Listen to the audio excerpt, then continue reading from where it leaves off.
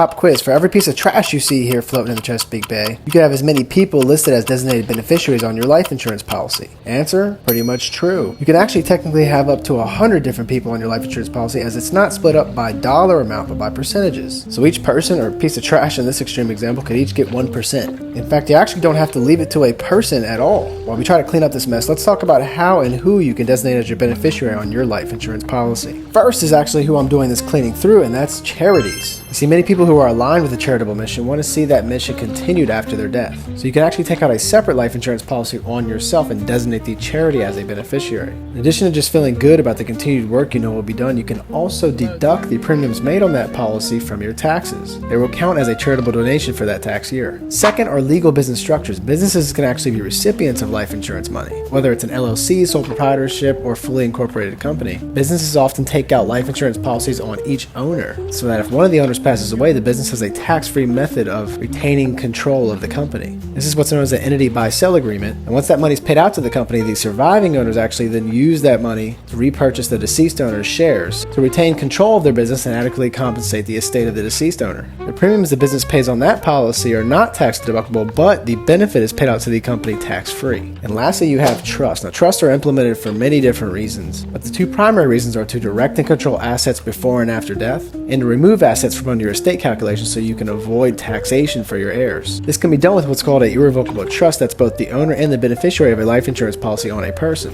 When that person, known as the grantor, passes away, the executor of that trust, known as the trustee, then uses the life insurance money as directed by the grantor when they were alive. Now, I might have fibbed here a little bit because there seems to be a lot more than 100 pieces of trash here, but you get the gist.